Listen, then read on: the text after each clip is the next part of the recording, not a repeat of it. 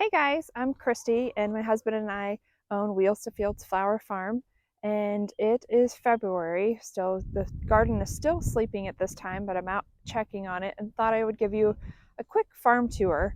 It's a chilly 37 degrees today, which when the wind's not blowing like it is and the sun's shining, it's rather nice. But nothing a good old cup of coffee and some sunshine can't warm you up.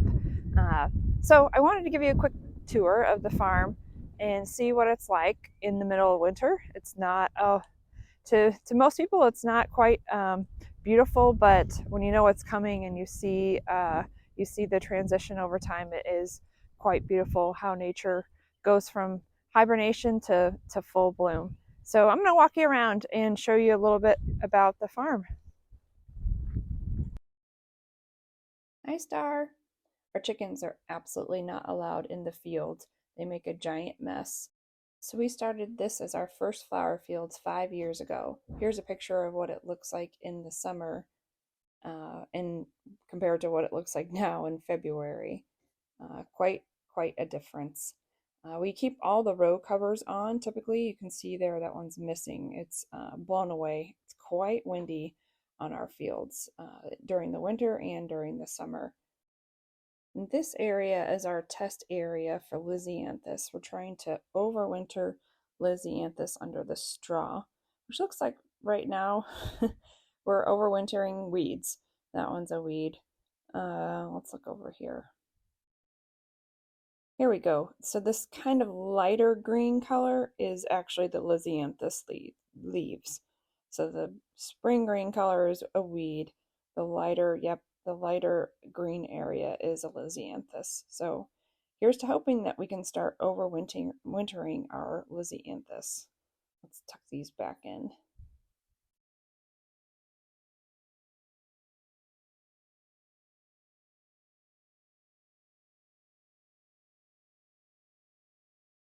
So in the space beyond here are all our garden roses. All these garden roses have yet to be pruned, so you can see they're pretty big. In the next couple of weeks, I will start to prune those, cut them back to just about, I don't know, 12 to 18 inches tall is typically what I do, and give them a good start for the season. Coming up here on the left is a blackberry. Yep, that thing is a blackberry. They're tasty, have beautiful foliage to use in bouquets and even berries, but they take over, so that one's going to get moved here shortly. These are some raised beds from last year. Have some tulips coming up. I doubt they're going to bloom because we didn't dig up the bulb, we just snapped off the tulip head, but we'll see. This is our greenhouse, and behind that is the chicken coop. And then some other areas where we have caterpillar tunnels if we want to cover some stuff for frost. Behind these roses, we have some yellow twig dogwood, and the yellow twig dogwood really don't need to be in a fenced area, so I'll probably move those and save and make some more room for stuff that needs to be fenced from the deer. Also with these are daffodils that you can see here that also need to be moved. They don't need to be protected from the deer either. All right, let's move into this garden. So this last year was the old chicken garden before we moved to the coop further back in the yard. So this garden is the transformation garden this year. Hopefully you see some major improvements and cleanup in this garden because right now it's quite a mess.